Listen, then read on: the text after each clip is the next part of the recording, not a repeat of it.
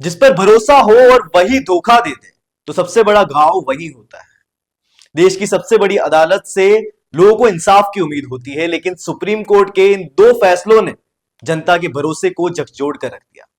एक तरफ पिथौरागढ़ की वो मासूम बच्ची जिसका दो दरिंदों अख्तर अली और प्रेमपाल वर्मा ने पहले किडनैप किया, फिर उसका बलात्कार किया और उसके बाद में उसकी जान ली।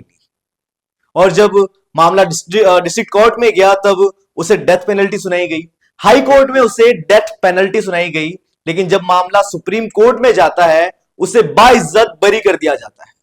उसे बिल्कुल फ्री कर दिया जाता है। यूं नहीं कि जो है सजा मिले, डेथ पेनल्टी की जगह जो नाइफ इम्प्रिजमेंट मिलता है, उम्र कैद मिलती है या 20 साल की सजा मिलती है, उसकी बजाय उसे बाइज्जत बरी कर दिया जाता है, ये कह के कि केस में लूप होल्स है, केस में सर्कमस्टेंशियल एविडेंसेस मिले हैं, यानी कि वो वहां पर पाया गया था। इस टाइप के लूप होल्स और सर्कमस्टेंशियल एविडेंस के चलते उसे बाइज्जत बरी कर दिया गया, क्योंकि उनका कहना है कि हम डेथ पेनल्टी नहीं दे सकते, क्योंकि हमारे लॉ में लिखा हुआ है कि किसी 10 जो दोषी है वो भले छूट जाए, वो भले भाग जाए, लेकिन एक इनोसेंट को सजा नहीं मिलनी चाहिए। तो वो 6 साल की जो बच्ची थी वो भी इनोसेंट ही थी, उसकी कोई गलती नहीं थी, लेकिन उसके जो दोषी है वो आज भी फ्री घूम रहे हैं और उनको आप ही ने फ्री किया है। सवाल उठता है और सवाल पुलिस से भी उठता है कि पुलिस के रहते एविडेंसेस क्यों नहीं मिलेगा, पुलिस के रहते ये लूप होल्स क्यों देखने को मिल रहे हैं। पुलिस की इन्वेस्टिगेशन में जो है ये सवाल खड़े होते हैं। और दूसरी तरफ एक पिटिशनर राकेश दलाल मध्य प्रदेश में एक कोर्ट में जाते, सुप्रीम कोर्ट में जाते हैं पिटीशन लेके कि वहां पर जो खजुराहो मंदिर है वहां पे विष्णु जी की मूर्ति थी 7 फीट लंबी, उसे मुगल शासकों ने तोड़ दिया था, तो उसे वापस बनाना चाहिए।